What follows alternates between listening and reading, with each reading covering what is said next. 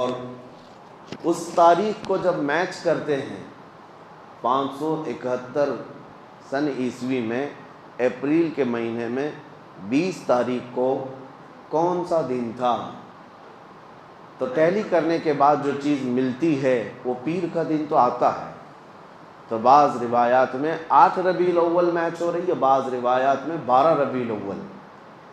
تو بہرحال جو بھی ہو، لیکن ربیع الاول شریف کا مہینہ اس بات کا سب کا اتفاق ہے کہ ربیع الاول شریف کا مہینہ حضور پاک صلی اللہ علیہ وسلم کی ولادت کا مہینہ ہے۔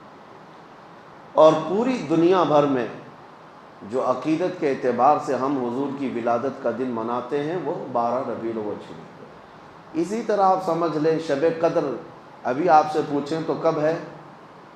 سارے مسلمان ساری مسجدوں میں شب قدر کب مناتے ہیں؟ 27 رمضان کو۔ لیکن کیا یہ ایگزیکٹ ہے؟ حضور پاک صلی اللہ علیہ وسلم نے فرمایا آخری عشرے کی طاق راتوں میں کوئی ایک رات ہوگی، 21، 23، 25، 27، 29، لیکن ہم نے 27 کو مضبوطی سے پکڑ رکھا ہے۔ کیوں؟ جمہور علماء نے کئی دلائل سے ثابت یہ کیا ہے کہ 27 ہی کو شب قدر ہو سکتی ہے، لیلۃ القدر کی، ان کا غالب گمان ہے، اور اکثر علماء کا اس بات پر اتفاق ہے، اور رب ذوالجلال کی سنت ہے کہ مومنین جس بات کو اچھا سمجھتے ہیں وہ اللہ کے نزدیک بھی اچھا ہوتا ہے۔ کثرت سے ایمان والے جس بات کو اچھا سمجھتے ہیں وہ اللہ کے نزدیک بھی اچھا ہوتا ہے۔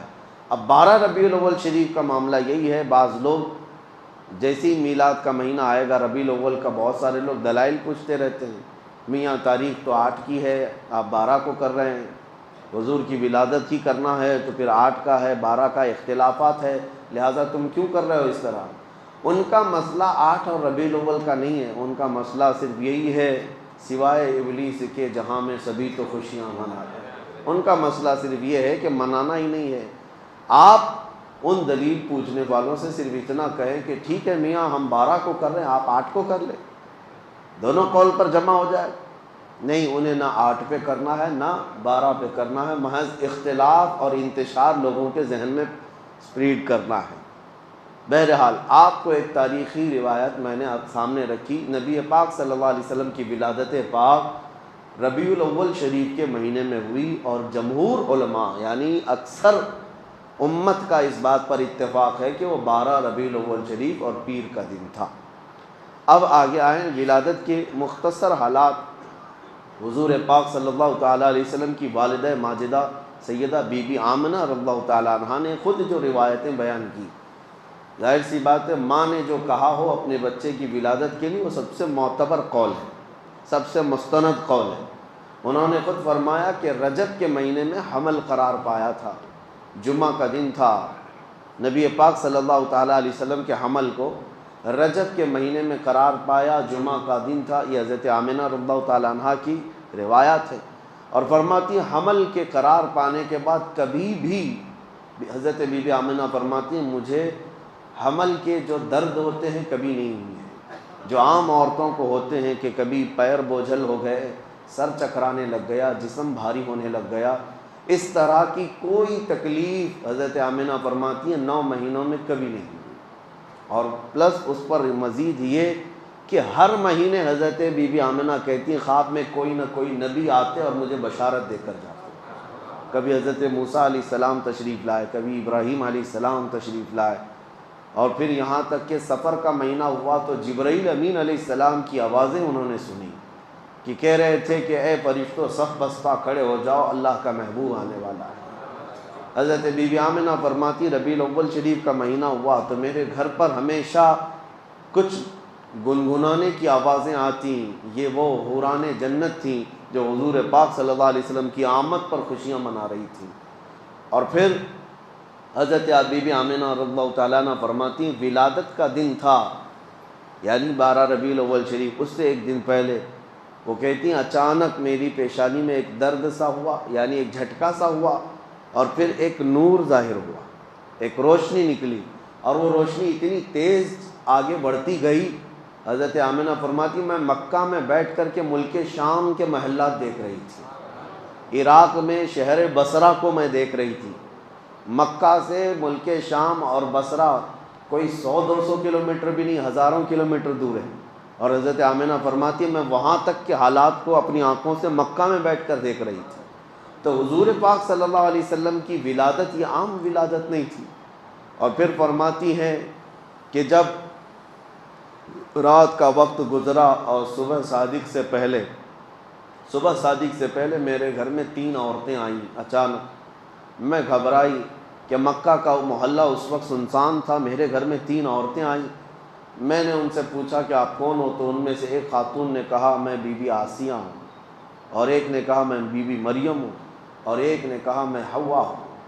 یہ 3 مقدس مائیں پوری کائنات کی جو سب سے زیادہ پاکیزہ خواتین میں شمار کی جاتی ہیں، اور وہ بشارت دیتی ہوئی آئیں کہ ہم تمہارے بیٹے کی دایا بن کر کے آئیں۔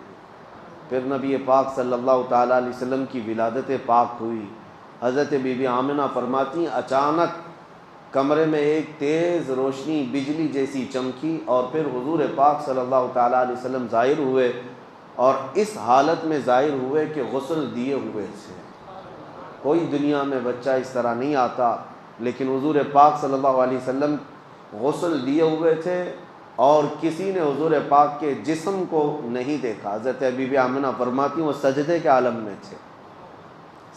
عالم میں تھے، اور تیز خوشبو پورے کمرے میں مہک رہی تھی۔ اور اس کے بعد حضرت بی بی آمنہ فرماتی ہیں میں نے اپنے بیٹے کے چہرے پر نظر ڈالی تو دیکھا سرما بھی لگایا ہوا اور عطر میں بھی معطر ہے۔ اور اچانک پھر 3 لوگ میرے گھر کے اندر داخل ہوئے۔ آتے ہی میں ان کو نہیں پہچانتی تھی، وہ 3 اللہ کے فرشتے تھے۔ انہوں نے حضور پاک صلی اللہ علیہ وسلم کو اٹھایا، اور ایک بہت بڑی تشت، ایک بہت بڑی تھال وہ اپنے ساتھ لائے تھے۔ اس تشت پر، اس تھال پر حضور پاک صلی اللہ علیہ وسلم کو رکھا۔ ریشم کے کپڑے سے حضور پاک صلی اللہ تعالیٰ علیہ وسلم کو ملبوس کی، یعنی ایک نرم ملائم کپڑے سے حضور پاک صلی اللہ تعالیٰ علیہ وسلم کو ملبوس کیا، اور پھر جو ان کے ہاتھ میں تشت تھا اس سے نبی پاک صلی اللہ تعالیٰ علیہ وسلم پر انہوں نے پانی بہایا۔ پھر اچانک وہ غائب ہو گئے کمرے کے اندر۔ نہ حضرت بی بی آمنہ کہتی نہ میرا بیٹا ہے نہ وہ 3 لوگ ہیں۔ میں گھبرا گئی کہ اچانک یہ کیا ہو رہا ہے، اور یہ کون لوگ ہیں جو میرے بیٹے کو، میرے لال کو لے کر چلے گئے۔ تھوڑی دیر کے بعد پھر سے وہ ظاہر ہوئے، اور انہوں نے کہا مبارک ہو سیدہ آمنہ، تمہارے گود میں اللہ کا محبوب آرام کر رہا ہے، اللہ کا محبوب تمہیں دیا گیا ہے، اور ہم اس محبوب رب کائنات کو لے کر کہاں گئے تھے؟